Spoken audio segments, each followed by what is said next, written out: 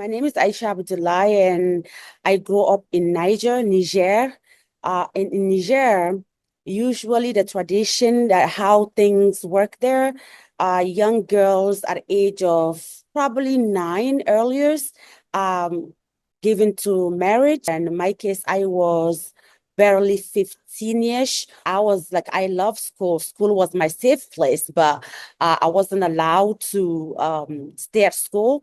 And I was forced into marriage to this guy that was way older than me.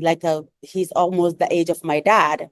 And that's where all started. Like I wasn't happy the first night because I felt like I didn't know this person. Like he was a stranger that is trying to force me to be with him. And I'm like, no, me, I don't want to be with you.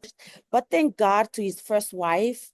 His first wife was have a daughter that was like my age, almost close to age. So she come to my rescue and asked him to give me time, to be patient about me. Eventually, she was the one who helped me actually with my mom escape. And when I got to my aunt was someone that was a teacher in the school. She knew how I love school, and she really was ready to do everything it takes for me to escape completely Africa to get to wherever I want to go. And she put her money, her like everything she have so that I can get a visa.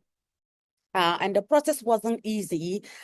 She sell everything she got and find another person that asked her to pay all of this money so that he can be able to get me a visa to get to United States. But what my aunt didn't know, that person that she saw that everybody knew that was doing visa to people is a person that literally was taking people and connect them to other men in the United States. But my aunt didn't know that part of the story. So I was connected to another man in New York, which when I got to New York, the person was like, after 2, 3 days, he was like, welcome to United States. You know, you're my new wife now. Imagine you come somewhere, you don't know nobody, you don't know the law, you don't know that you can even call police, you don't know, you don't have even the language. Like I didn't speak English, I was French speaking. When he tried after 4, 5 months, he realized that there's no hope and then it cannot work. He's like, you know what? You don't want me, that's fine, but I'm going to send you to Maryland. To Maryland, when we go there, I can, my sister is there. She's a hair braider. You're sending me to another state to go work? No problem. I'll go work. That's fine. And then this woman kept me at home. I was cooking, cleaning, taking care of her kids, going to the salon, doing all of that without pay in the hopes that I'll get help to for my immigration status. I have the kids all day long until like midnight or 1 a.m. in the morning. One time I left the baby bottle that I boiled to, disinfect it, and then it burned. She got so mad at me and she threw me out of the house at 1 a.m. in the morning.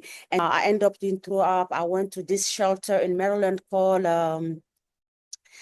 women's shelter in Rockville. And once I was there, uh, in the shelter, like I developed anxiety. I end up in a crisis center because I was completely broken. After there, the church introduced me to a pastor, right? Because there's another pastor that came to the church where I was to preach. And when the pastor met me, he was like, "Oh my God, Aisha, I think I've seen you somewhere." He said, "Why is it that you're always in church or you're always in a thing? What is your story? How come you're not in school? You're so young. You're supposed to be in school." And he's like,